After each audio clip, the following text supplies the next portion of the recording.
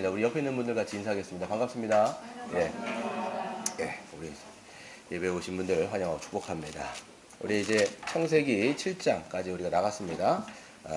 이제 여러분들이 창세기가 머리에 좀 들어오시나요? 초반이긴 하겠지만, 그래서 지난주에 우리가 6장을 생각해 보면 이제 하나님의 아들들과 여자의 딸들이 있었습니다. 근데 하나님의 아들들은 누구였냐면 이제 경건한 자손, 하나님이 이 땅 가운데, 이 타락한 세상 가운데 보존하시는 하나님의 계열들입니다. 하지만 그 경건한 하나님의 아들들이 인간의 딸들, 즉 세상의 그 하나님 없이 살아가는 자들과 함께 결혼을 하게 돼요. 그래서 연합하게 됩니다. 그랬을 때 어떤 일들이 벌어지게 되어지냐면 세상의 모든 흐름 가운데 이 하나님을 경외하는 자손들까지도 그 세계관과 그 가치관과 모든 그 정신에 물들어가는 거야. 솔로몬 예를 들어 말씀드렸죠. 솔로몬이 원래 하나님을 경외했고 하나님 앞에 지혜를 받은 자였지만 그가 이방 여인들을 이제 결혼하면서 그 이방 여인들이 갖고 왔던 수많은 우상들, 그런 문화에 휩쓸려서 나중에는 배교하게 되어지고, 이스라엘 백성들도 이 배교의 길을 걷게 되어지는 결정적인 역할을 하신 분이 누구냐? 바로 이제 그 솔로몬이라는 분이신 거죠. 그랬을 때 오늘도 마찬가지요.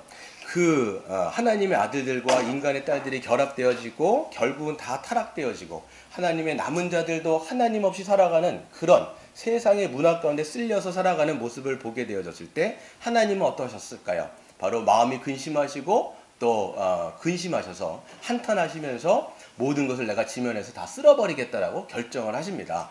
여러분 잘 생각해 보세요. 하나님 이 땅을 만드셨습니다. 하나님의 나라를 창조하셨어요. 아름답고 선하고 모든 그 참된 것, 그래서 정말 하나님의 영광을 바라는 그 세계가 이 죄라고 하는 바이러스가 들어와가지고 모든 것을 다 뿌리째 망쳐놓은 거예요. 그러니까 여러분, 아름답던 그 하나님의 나라가 완전히 왜곡되고 찌그러지고 망가졌기 때문에 하나님은 모든 이 죄악이라고 하는 것을 이 지면에서 쓸어버리겠다라고 결정하시는 것은 당연한 것이죠. 하나님은 어떤 분이시냐? 죄악을 차마 눈으로 보지 못하시는 거룩하신 하나님이에요. 그런데 그 모든 이 세상의 광포가 얼마나 심했는가라고 생각했을 때 하나님은 당연히 쓸어버리시기로 작정하신 것이죠. 그랬을 때 모든 것을 내가 다 심판하겠다, 모든 것을 내가 다 쓸어버리겠다라고 말씀하셨지만 딱 한 사람 남겨두십니다. 누구냐? 바로 노아입니다. 그래서 8절에 그러나 노아는 여호와께 은혜를 입은 자였더라. 하나님에게 은혜를 입었더니 그 은혜가 그로 말미암아 그 세상 가운데, 그 부패한 세상 가운데서도 의롭게 살아갈 수 있는, 하나님의 뜻 가운데 살아갈 수 있는 자로 하나님의 은혜가 그렇게 만들었다라고 말씀하시면서 하나님은 그 노아에게 그 마지막 때를 준비할 수 있도록 노아의 방주를 준비할 것을 말씀하시는 모습이 나옵니다. 몇 년입니까? 120년 동안. 여러분 그 오래 살아야 되겠죠. 그래서 120년 동안 이 방주를 제작하면서 지냈다는 겁니다. 그게 6장 내용이었습니다. 7장은 어떤 거냐? 그랬을 때 하나님의 때가 거의 가까운 거예요. 하나님의 그 심판의 때, 하나님의 그날, 바로 그날, 이것이 가까이 됐을 때 노아에게 말씀하십니다. 온 집으로, 그러니까 노아 말고 온 집, 너희 가족들 있지 않습니까? 아들 셋, 그 다음에 며느리들, 그 다음에 노아의 아내, 당 8명. 그래서 방주로 들어갈 것을 명령하십니다. 그 이유를 보니까 뭐라고 되어 있냐면 1절 한번 같이 읽어볼까요? 시작. 여호와께서 노아에게 이르시되 너와 내 온 집은 방주로 들어가라. 이 세대에서 내가 내 앞에 의로움을 내가 보았음이라. 그러니까 다 들어가는데 그 이유가 뭐냐면 이 세대에서, 다른 타번역 번역을 보니까 이 세대에서만, 그러니까 이 당시, 그 당시 노아의 당시에만 그냥 노아의 당시에 너만 의롭다라는 거. 지금 너의 의로움이 나에게 보여졌다, 이렇게 이야기하는 거야. 그렇기 때문에 그 노아에게 방주로 들어갈 것을 말씀하십니다.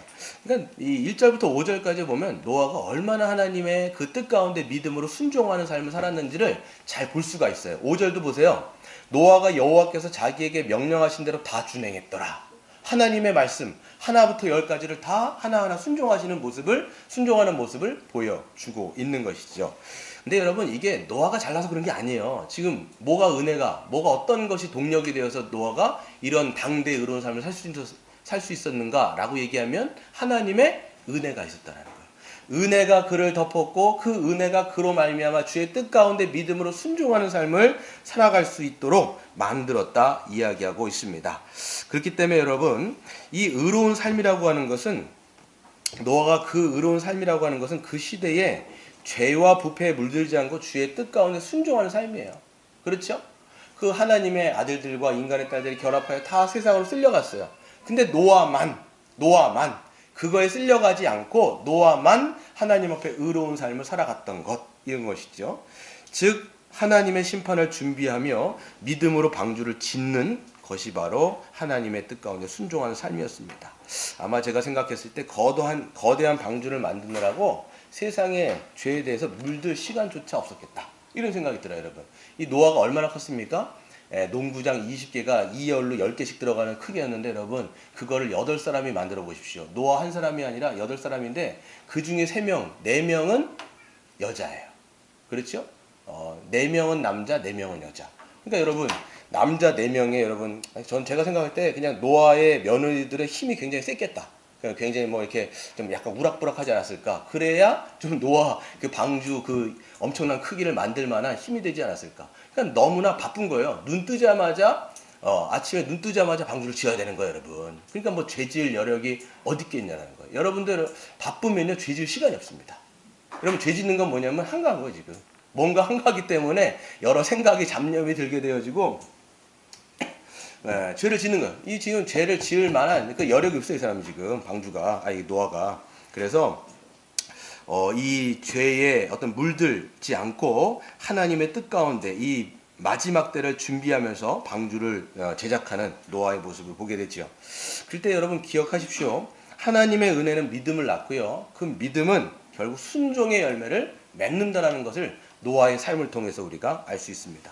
노아가 여러분, 하나님이 말씀하신 거에 대해서 믿음이 없었다면 심판이 있을 건데 너 그 심판을 위해서 120년 동안 방주를 지어라, 그거 믿겠습니까? 안 믿었다라면 제가 왜 120년 동안 그걸 만들어야 되겠습니까? 라고 얘기를 하면서 안 지었겠죠. 하지만 그 심판을 믿었습니다. 그렇기 때문에 하나님께서 말씀하신 그 방주까지도 믿음으로 받아들이고 하나하나 모든 것을 순종하는 모습을 보게 되는 것이죠.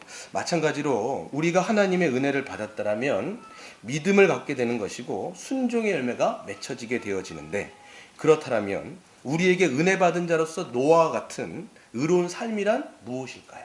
그러면 당대의 노아는요, 그 시대에 물들지 않고 노아를 짓는 게 순종하는 삶, 의로운 삶이었어요. 그러면 우리가 살아가는 이 시점에 우리에게 있어서 은혜 받은 우리가 믿음으로 주의 뜻 가운데 순종하여 할 수 있는 의로운 삶은 뭘까요? 또 방주를 짓는 걸까요? 방주를 지으시겠어요, 여러분? 어떤 네덜란드 사람들 보니까, 네덜란드 한 사람 보니까 그 사람은 실질적으로 방주를 지었어요. 꿈에 그 네덜란드가 물에 쓸려가는 것을 꿈꾼 다음에 일어나가고 실제적으로 지었어요. 그래서 네덜란드에 가면 그 방주가 있다고 합니다. 7달러씩 받으면서 하니까 혹 가길 원하시는 분은 가셔갖고 들어가시면 되는데, 아무튼 여러분, 우리가 당대에 지금 이 시대에 하나님 앞에 믿음으로 순종하는 삶이란 무엇인가 라고 얘기했을 때 방주를 짓는 건 아니겠죠. 우리가 마지막 시대를 우리가 준비해야 될 때 우리가 무엇을 준비해야 되는가? 성경은요, 마지막 때를 준비하라고 얘기할 때 계속적으로 강조하는 게 있습니다. 뭐예요? 깨어있으라는 거예요. 깨어있으라. 마지막 때가 가까이 왔으니 너희는 깨어있으라. 여러분, 깨어있다라는 게 뭐겠어요, 여러분? 여러분이 지금 눈 뜨고 이렇게 깨어있으시잖아요. 그게 깨어있는 걸까요, 여러분? 깨어있는 거. 다 깨어 계시죠? 주무시는 분 없으시죠? 예. 여러분, 이게 깨어있다라는 건 영적으로 깨어있는 건데요. 이 영적으로 깨어있다라는 게 뭘까요, 여러분? 우리가 영적으로 깨어있다라고 얘기했을 때 기도를 많이 하거나 기도하는 것도 깨어있는 거에 하나의 모습일 수 있습니다. 근데 실질적으로 깨어있는 것이 뭐냐라고 했을 때 베드로전서 4장 7절에 보면 이렇게 말씀합니다. 만물의 마지막이 가까이 왔으니 그러므로 너희는 정신을 차리고 근신하여 기도하라. 무엇보다도 뜨겁게 서로 사랑할지니 사랑은 허다한 죄를 덮느니라. 서로 대접하기를 원망 없이 하라 라고 말씀하고 있습니다. 여러분, 영적으로 깨어있다라고 얘기하는 것은 결국은 뭐냐면 서로 뜨겁게 사랑하는 거예요, 여러분. 이게 깨어있는 거의 실질적인 모습입니다, 여러분. 왜 영적으로 깨어있는 것이 서로 뜨겁게 사랑하는 것과 연결이 되는 거냐? 주님이 말씀하신 것처럼 종말의 때에는요, 불법이 성함으로 많은 사람이 그 사랑이 식어질 것이다 라고 우리 주님께서 말씀하셨어요. 불법이 성하며 사람들의 사랑이 식어질 거라는 거예요. 냉랭해질 거라는 거예요. 무관심할 거라는 거예요. 다른 사람에 대해서 별로 관심을 갖지 않게 될 것이라고 말씀합니다. 마지막 때가 가까울수록요, 사람들은요 더 이기적이 될 겁니다. 자기 사랑이 극대화되는 것이죠. 디모데후서 3장 1절에 보면 이렇게 말씀합니다. 말세에 고통하는 때가 이르러, 말세라고 하는 건 종말이죠. 그때가 이르러 사람들이 자기를 사랑하며 돈을 사랑하는 거예요. 자기를 사랑하는 것과 돈을 사랑하는 것은 직결. 뭐예요? 자기중심인 거예요. 아주 자기 사랑이 극대치가 되니까 자기를 사랑하면 다른 사람은 절대 안 보입니다, 여러분. 지금 이 디모데후서 3장 1절은요. 세상을 얘기하는 게 아니라 교회도 그렇게 된다는 거예요. 여러분, 세상은요. 원래 자기를 사랑하는 사람들이 모여 있는 곳이에요. 그래서 자기가 손해가 나지 않는 이상 누가 어떻게 되든 상관없어요. 그렇잖아요. 남이 뭐 죽든 말든 뭔 상관이에요. 자기한테 손해만 안 끼치면 세상 사람들은 그냥 돌아가는 게 세상입니다. 그래서 냉랭하고 무관심하고 서로에 대해서 아주 그냥 무정하며 이렇잖아요. 무정하며. 이건 세상인데 문제는 뭐냐면 교회 안에서도 이런 사랑이 점점 식어지고 서로에 대한 관심이 적어지고 무관심하고 무정하고 원통하고 이 디모데후서 3장 1절에서 나오는 얘기 아닙니까, 여러분? 근데 여러분, 이 교회가 본질적인 모습은 뭐냐? 여러분, 교회라고 하는 것은 머리 대신 예수 그리스도 안에 우리가 한 몸으로 뭉쳐있는, 한 몸으로 우리가 연합되어 있는 공동체가 바로 교회입니다. 그렇기 때문에 이 창세기 6장에서 하나님의 아들들과 인간의 딸들이 할 때 이 세상에, 인간의 딸들은 세상의 사람들이고요. 하나님의 아들들은 즉 말하면 예수님의 몸된 공동체를 얘기하는 거예요. 그 교회 공동체는 원래 하나님의 사랑이 이 안에서 전체적으로 흘러지게 되어지는데 문제는 뭐냐? 점점 사랑이 식어지는 것. 이것이 여러분 이 말세에 나타나는 징조다. 그렇기 때문에 여러분 우리 말세지만에 깨어있다라고 얘기하는 게 뭐냐면 서로 뜨겁게 사랑하는 거예요. 관심을 가지고 서로에 대해서 내 한 사람의 지체에 대해서 섬기고 사랑하고 돌보고 이것이 계속적으로 연결되어졌을 때 교회로서의 본질을 담고 있는 거예요. 그래서 야고보사도 똑같이 이 믿음의 순종에 대해서 이렇게 말씀하고 있어요. 하나님 아버지 앞에서 정결하고 더러움이 없는 경건은, 참된 믿음은 이런 얘기겠죠. 곧 고아와 과부를 그 환난 중에 돌보고 또 자기를 지켜 새 속에 물들지 아니하는 그것이다 라고 말씀하고 있습니다. 똑같죠? 연약한 자들을 돌보고 내 옆에 있는 지체들을 사랑과 관심과 사랑을 갖는 거예요. 그래서 여러분 옆에 있는 분들 내 지체다 이렇게 얘기하면요. 그 지체에 대해서 사랑하셔야 돼요. 여러분 우리가 지체라고 이야기하는 건 뭐예요? 지체라는 게 뭐예요? 너는 내 머리야. 너는 내 팔이야. 너는 내 다리야. 너는 내 귀야. 이게 다 지체 아닙니까? 지체는 연결되어 있는 거예요. 그렇기 때문에 서로 지체라고 얘기할 때는 교회가요. 너 좀 뭐랄까 독특한 거예요 지금. 여러분 세상에 나가서 당신은 내 지체입니다 이런 얘기 안 하잖아요. 당신은 내 지체입니다 이렇게 얘기했을 때 굉장히 이상하게 사람들이 보겠죠. 그게 아니라 교회는 한 지체이기 때문에 서로 돌보고 사랑하는 것이 마땅하다. 그렇기 때문에 이 마지막 시대 때 여러분이 은혜 받은 참된 믿음의 성도라면 이 사랑이 식어지지 않고 주님을 사랑하는 것처럼 내 옆에 있는 지체를 잘 사랑하고 섬김으로써 깨어있는 여러분 되시기를 바랍니다. 두 번째는요. 하나님이 정하신 그날이 거의 다가오고 있었습니다.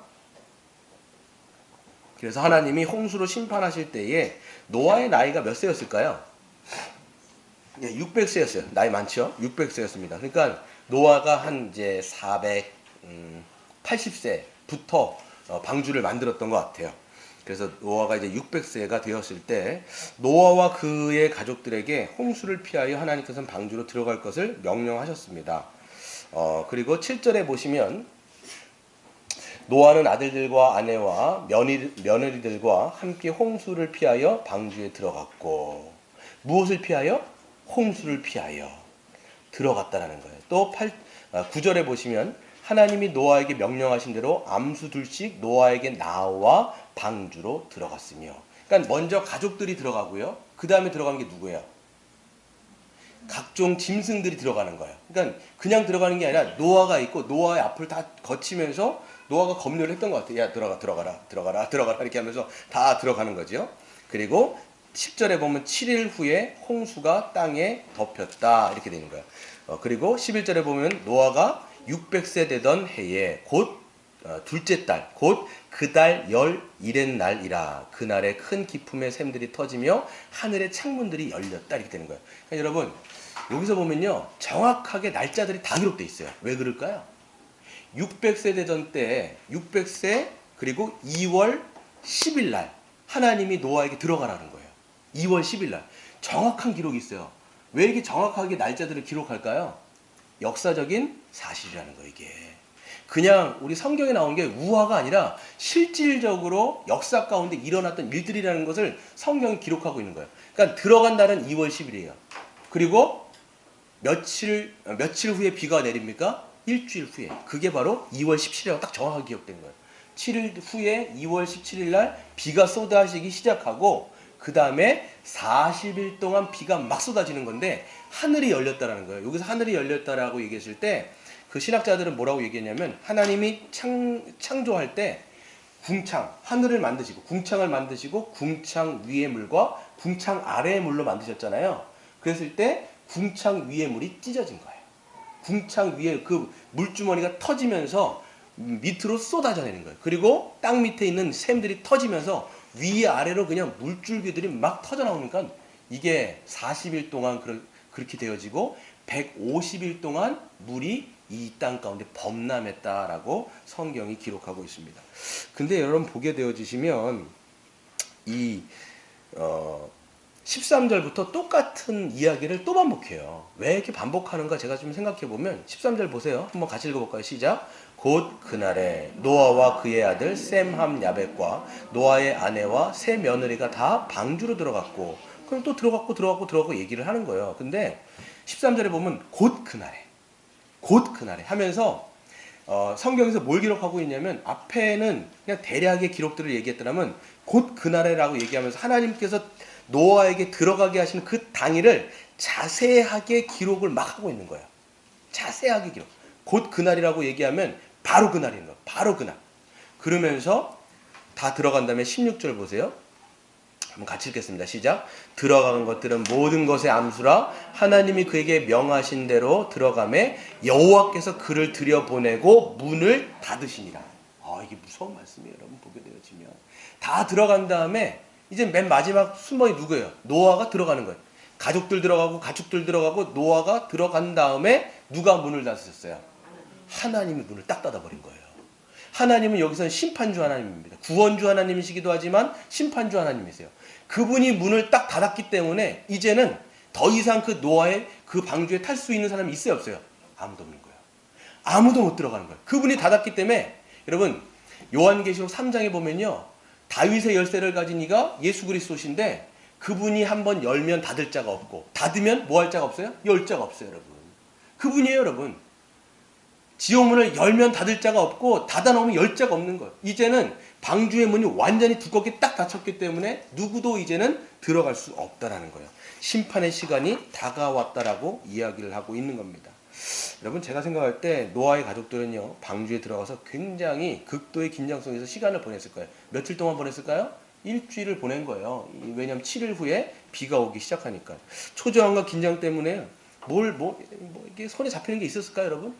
밥을 먹어도 그게 코로 들어가는지, 입으로 들어가는지 모르겠고요. 그 다음에 계속, 이게 시간은 지나가지만 뭘 해야 될지 모르겠고, 또 가만히 앉아서 초침이 흘러가는 소리. 여러분 너무 조용히 있잖아요? 그러면 초침 소리가 들려요. 제가 우리 예전 지하에 있었을 때, 지하에 혼자 있으면 굉장히 조용합니다. 이게 되게 너무 조용하면 초침 소리가 막 들려요. 똑딱, 똑딱. 딱 소리가 들리는 거예요.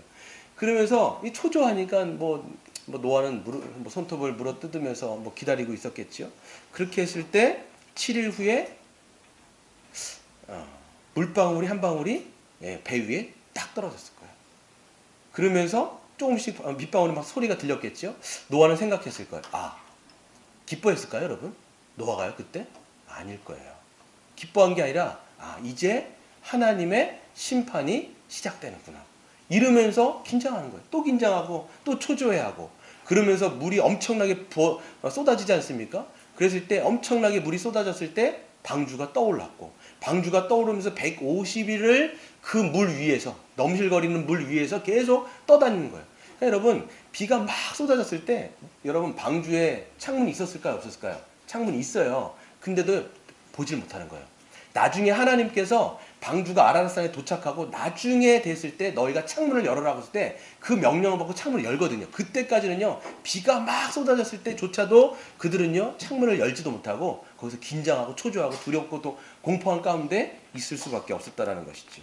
이게 바로 이 방주 안의 모습이에요. 그렇다면 방주 밖은 어땠을까요? 방주 밖도 여러분 심판날조차도 평소처럼 아무렇지도 않은 듯이 지내는 것을 보게 되어집니다. 여러분 어떤 영화를 제가 찍는다라면 여러분 잘 보시면 이제 노아의 방주가 이렇게 하나가 있고요. 거기에 어떤 긴장하는 모습들이 있지만 이 노아의 방주 밖의 세상 여기는 그냥 일상처럼 돌아가는 거예요. 우리 주님도 말씀하신 것처럼 노아의 방주의 홍수의 그날까지도 뭐 하고 있어요? 시집가고 장가가고 먹고 마시면서 평소처럼 지내는 거예요. 그러니까 뭐 영화 같은 걸 찍어보면요 이런 거예요. 한 사람이 지나가고 있어요. 근데 하늘로부터 물 한 방울 끽 해갖고 떨어져갖고 발에 뚝 떨어져요. 그럼 이 사람이 보면 웬 물인가 이렇게 생각하면서 하늘을 딱 쳐다보겠죠. 하늘을 딱 쳐다보는데 뭐가 있어요? 수억 개의 그냥 빗방울들이 확 같이 떨어지는 거예요. 그러면서 그냥 거기서 사람들이 아우성을 치면서 점점 물이 막 쌓이고. 여러분 예전에 그 뭡니까 우리 한국 영화 중에서도 그 쓰나미 때문에 막 쓸려갔던 거 무슨 영화죠? 해운대. 그런 거예요 여러분. 갑자기 막 물이 불어나니까 부산에 있는 시민들이 그냥 앞다퉈가 막 도망가기도 하고 그러면서 그 물이 점점 불어나면서 어떻게 됩니까? 사람들이 거기 안에서 막 죽잖아요. 막 이런 모습들 그냥 우왕좌왕하면서 이 사람들이 거기서 그렇게 되는 것이죠. 눈에 보이는 모든 것들이 물밑으로 잠겨지게 되는 모습을 보게 되는 겁니다. 이렇게 그들이 물에 잠기면서 숨이 꼴딱꼴딱 하면서도 죽어가면서도 그게 하나님의 심판이라는 것을 알았을까요? 몰랐을까요? 몰랐다라는 거예요.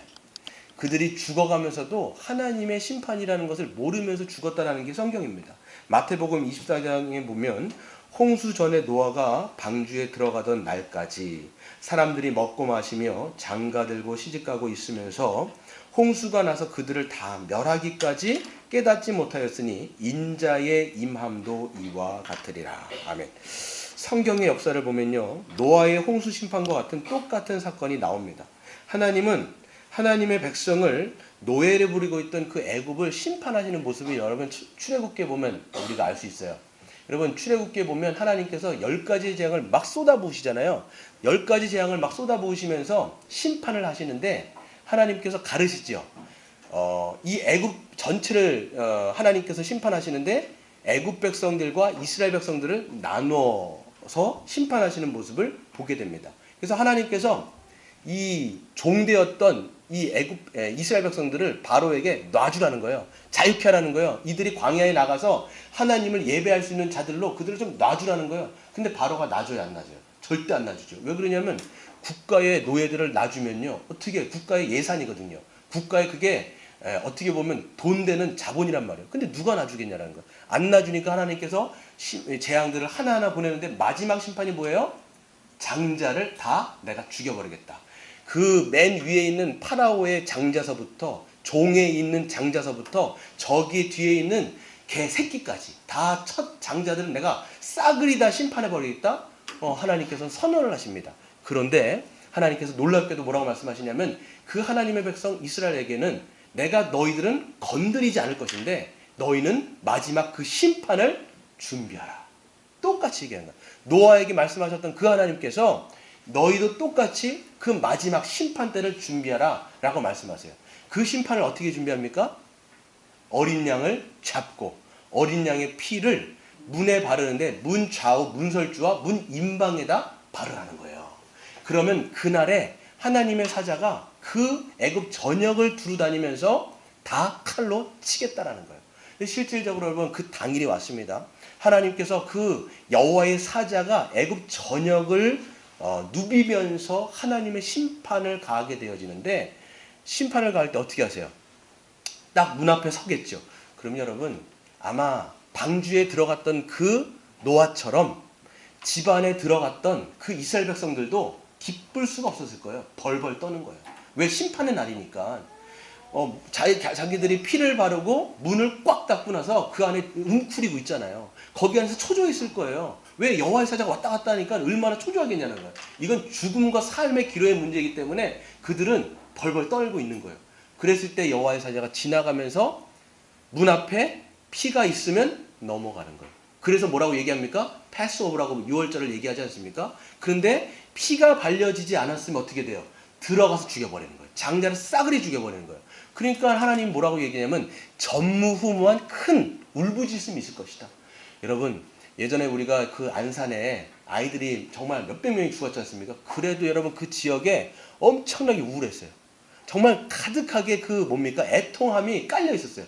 근데 여러분 애굽 전체 지역에 아들이란 첫째들은요 싹 다 죽었다고 생각해 보세요. 얼마나 큰 울음이 있었겠냐라는 거예요. 그랬을 때 여러분 보게 되시면 이 피가 없으면 죽였고 피가 발려 있으면 어떻게 돼요? 넘어가죠. 왜 그랬을까요? 피가 있다라는 건 뭐예요?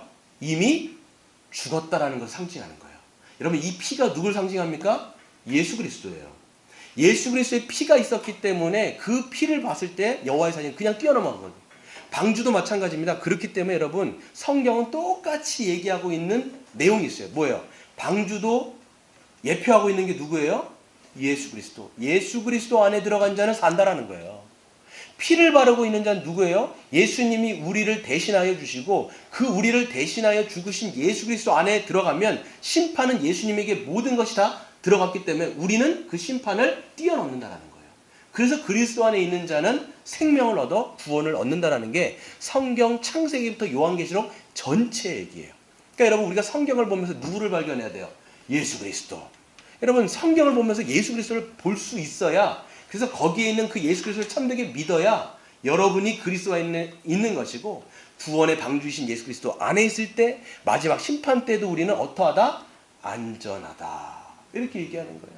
여러분 그리스도 안에 있습니까? 여러분 그리스도 안에 있으세요?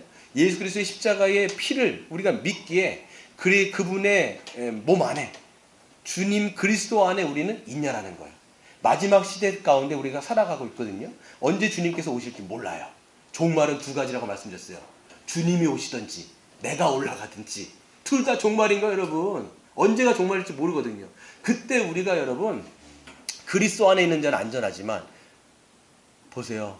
방주 안과 방주 밖이 이렇게 갈리는 것처럼 그 피를 바르고 그 방 안에 들어간 자와 그렇지 않은 자가 갈리는 것처럼 맨 마지막 심판 때에도 갈릴 것이다. 여러분 예수 그리스도께서 계시고 한편에서는 오른편에 있는 양과 왼편에 있는 그 염소가 나뉠 것이라고 성경은 기록하고 있지 않습니까? 우리 말씀 한번 찾아볼까요? 마지막 시대 때 아직까지 이루어지지 않은 심판 요한계시록 한번 보겠습니다. 요한계시록 6장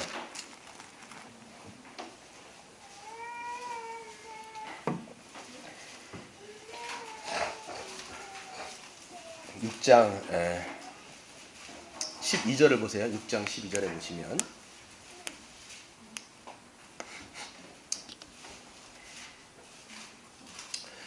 신약성경 405페이지에 보시면 6장 12절을 제가 읽겠습니다. 내가 보니 여섯째 인을 떼실 때에 큰 지진이 나며 해가 검은 털로 짠 상복같이 검어지고 달은 온통 피같이 되며 여러분 해가 검은 털 있잖아요. 검은 털 같은 거 생각해보세요. 털로 짠 상복같이 시커매지는 거예요. 그리고 달은 온통 피같이 물들게 되어지고 13절 하늘의 별들이 무화과 나무가 대풍에 흔들려 설익은 열매가 우두두두 떨어지는 것 같이 땅에 떨어지며 지각 변동이 있다라는 거예요. 하늘은 두루마리가 말리는 것 같이 척척척척 하면서 떠나가고 각 산과 섬이 제자리에서 옮겨지며 지각 변동이 있다라는 거죠. 15절 땅의 임금들과 왕족들과 장군들과 부자들과 강한 자들과 모든 종과 자유인들이 굴과 산들 바위 틈에 숨어 있어요. 무서워하는 거예요. 지금 하나님의 심판이 막 떨어지니까 두려워 떠는 거예요. 그래서 그들이 뭐라고 얘기하냐 16절 산들과 바다 위에 말하되 우리 위에 떨어져 보좌에 앉으신 이의 얼굴에서와 그 어린 양의 진노에서 우리를 가리라. 얼마나 무섭습니까? 너무 두려우니까 차라리 산들이 우리에게 떨어져 갖고 차라리 죽여달라는 거예요. 빨리 죽여줘서 하나님의 진노를 피하고 싶다라고 할 정도로 하나님의 심판은 굉장히 무섭다라는 거예요. 그러면서 17절 얘기합니다. 그들의 진노의 큰 날이 이르렀으니 누가 능히 그 하나님의 진노에서 설 자가 누구냐라는 거예요. 하나님의 심판은요, 맨 마지막에 펼쳐질 것인데 이렇게 어마무시한 하나님의 심판이 있을 때 누가 하나님의 진노에서 설 자가 누구냐? 누가 설 수 있을까요? 어마어마한 그 심판 가운데 누가 설 수 있을까요? 그게 7장의 내용이에요. 바로 성령으로 말미암아 우리의 이마에 하나님의 인을 맞은 자는 그 능히 하나님의 심판대 앞에 설 수 있는 자가 될 거라는 거예요. 그게 4절입니다. 같이 읽겠습니다. 시작. 내가 인침을 받은 자의 수를 들으니 이스라엘 자손의 각 지파 중에서 인침을 받은 자들이 14만 4천이라. 여러분, 14만 4천이 인맞은 자예요. 인맞은 자가 맨 마지막 심판대에서도 구원받을 자라는 거예요. 여러분, 여기서 14만 4천이 누굽니까? 이거 이단들이 굉장히 막 얘기하잖아요. 안상홍 증인은요, 실질적으로 문자적으로 그대로 봐가지고 자기들을 믿는 자들은 14만 4천의 수에 들어가야 구원받는다 얘기하는 거예요. 그런데 14만 4천이 넘어갔어요. 그러니까 어쩔 수가 없어요. 또 막 교리를 바꾸더라고요. 여기서 14만 4천은요, 하나님 나라의 백성이라는 거예요. 왜 그러냐면, 여러분 14만 4천은 어떻게 해요? 12 곱하기 12 곱하기 1000이거든요. 12는 뭐냐면 이스라엘의 12지파의 12, 신약 백성의 신약의 12사도의 12 곱하기 1000이라고 하는 광대한 숫자를 더하는 거예요. 여기서 12시민은 뭐냐면 하나님 나라의 백성이에요. 즉 예수 그리스도를 믿음으로 말미암아 성령을 받고 우리의 심령 가운데 성령이 오시면 인침을 받거든요. 그 인침을 받은 자가 14만 4천의 수라는 거예요. 신약의 백성, 하나님의 새 언약 백성이 되는 자는 바로 맨 마지막에 심판대 앞에서 하나님 앞에 구원을 얻을 것이다. 그렇기 때문에 여러분, 요한계시록을 읽을 때 예수 그리스도를 믿는 자들은 보면 이것 때문에 두려워하는 게 아니라 오히려 어떻게 됩니까? 맨 마지막에 우리의 안전을 알고 주님께서 이루실 새하늘과 새 땅을 알기 때문에 예수 믿는 자들은 오히려 그 심판의 때를 어떻게 합니까? 기다린다는 거예요. 마라나타, 주 예수 그리스도시여 어서 오시옵소서. 그게 바로 여러분 성령을 받은 자 14만 4천의 수에 들어간 자가 그런 고백을 할 수 있다라는 것이죠. 여러분 어떠세요? 성령을 받으셨습니까? 참된 믿음으로 그리스도 안에 있습니까?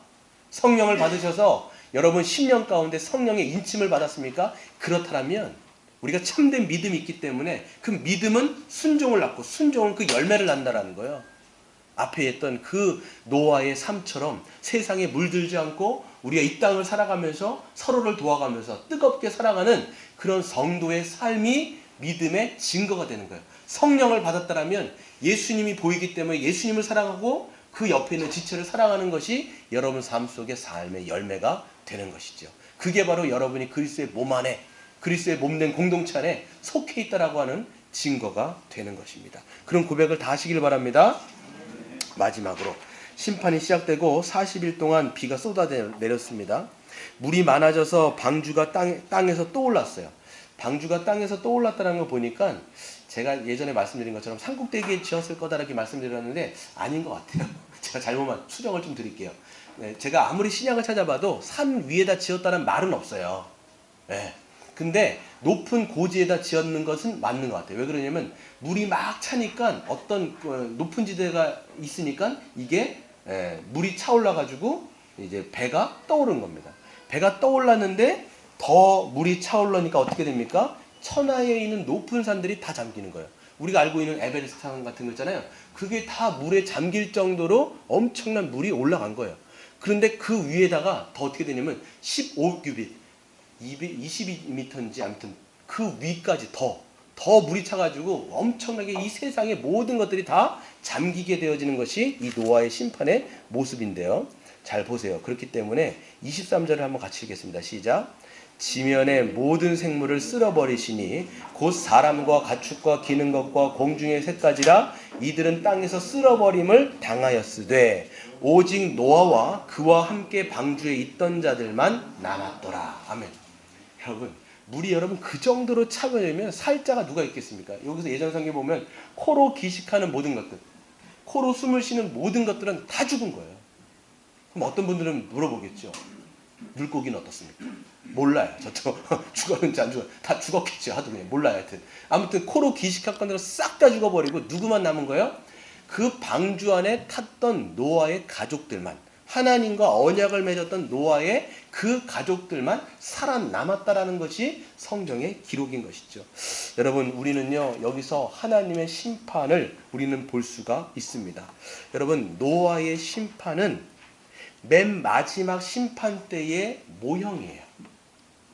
앞으로 여러분 성경을 보시면 여러 개의 심판이 나오는데 그 중에 하나의 모형으로 나와 있는데, 그 모형이라는 건 뭐냐면 장차 앞으로 맨 마지막의 심판이 어떻게 이루어질 것을 예언적으로 설명하고 있는 것이 바로 모형이라는 것이죠. 노아 때는 물로 완전히 쓸어버리셔가지고 그것이 다 심판받았다라면, 맨 마지막, 우리 마지막 심판 때는 뭘로? 불로. 아마 여러분 그거는 성령의 불일 거예요. 제가 생각할 때는. 몰라, 이건 확실하지 않지만 성령의 불로 모든 것이 다 불에 풀어져가지고 이 땅에 있는 것들이 다 풀어지게 되는 것이죠. 그리고 완전히 새하늘과 새 땅이 일어날 텐데, 이것처럼 심판이라고 하는 것은요, 완전히 끝장내는 게 하나님의 목표가 아니에요. 하나님의 심판의 목적은 뭐예요? 회복이에요. 하나님의 심판의 목적은 다 끝장내는 게 아니라 원래 하나님께서 꿈꾸시고 원래 하나님께서 계획하셨던 그 회복된 하나님의 나라를 회복시키는 것이 목적이에요. 노아를 보세요. 물로 다 이게 쓰러졌죠. 나중에 이게 보면요, 거의 1년 동안 물 위에 떠다녀요. 나중에 1년 정도가 되면 물이 다 물 지면 밑으로 빠져듭니다. 그랬을 때 노아가 방주의 뚜껑을 열고 이 마른 땅에 거하게 됩니다. 그랬을 때 누가 남았어요? 지면에 있는 것은 싹 다 죽은 거예요. 하나님 앞에 부정하고 하나님 앞에 더럽고 하나님 앞에 그 죄악이 충만했던 것들은 다 쓸려지게 되어지고 뭐가 돼요? 클린해진 거죠. 노아만 남고, 노아는 하나님께서 회복하신 그 땅에서 살아갔더라 라가 창세기 8장 9장 내용입니다. 우리도 마찬가지예요. 맨 마지막에 불로 심판되어질 것입니다. 하나님께서 불로 심판하시는 것은요, 모든 것을 다 끝장내갖고 이 세상을 없애는 것이 아니라 뭐예요? 하나님이 원래 창조하셨을 때 만드시고자 원했던 그 하나님의 나라를 다시 이 땅 가운데 완전하게 회복시키는 것이죠. 그게 요한계시록에 나오는 건데, 그게 뭐예요? 바로 새하늘과 새 땅, 신천, 신지가 되는 겁니다. 그랬을 때 우리는 그 영원한 하나님의 나라에 들어가서 충만한, 그 영원한, 이제는 죄악이 아예 없는 그런 새하늘과 새 땅에서 살아가게 되는 것이죠. 우리 말씀 읽고 마치겠습니다. 요한계시록 22장 1절부터 5절 한번 같이 읽어볼까요? 21장 1절부터 5절.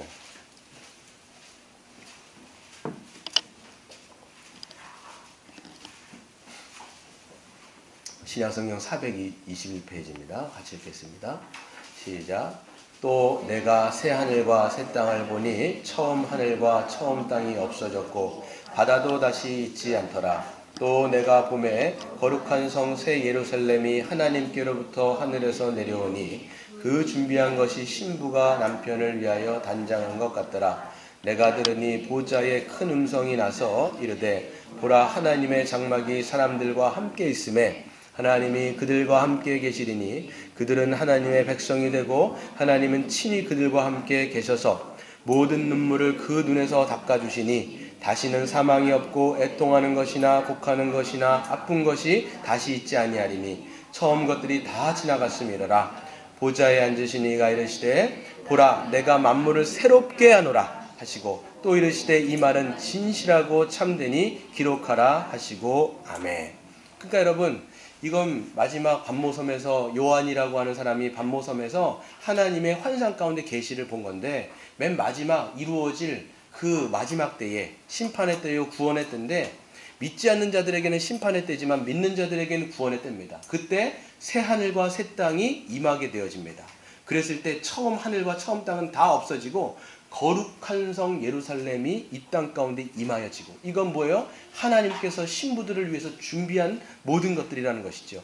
그때 하나님께서 큰 음성이 나면서 말씀하십니다. 너는 내 백성이요 내가 너희의 하나님이 되리니 우리가 영원토록 하나님 나라에서 나의 통치를 받으면서 너희가 살아가자 라고 말씀하시는 모습이 보는데, 그때 여러분 모습이 뭐예요? 4절이 참 아주 우리에게는 가슴이 먹먹해지는 그런 구절이 있죠. 모든 눈물을 그 눈에서 닦아주시니. 이게 뭘까요, 여러분? 우리가 이 땅 가운데 주를 믿고 살아가는 그 힘듦과 아픔이 있었지만 그때는 모든 눈물을 다 닦아주시는 거예요. 우리가 여러분 경건하게 살고자 하지만 이 땅은 죄로 타락했기 때문에 믿음으로 살아가려고 했을 때 수많은 것들이 있습니다.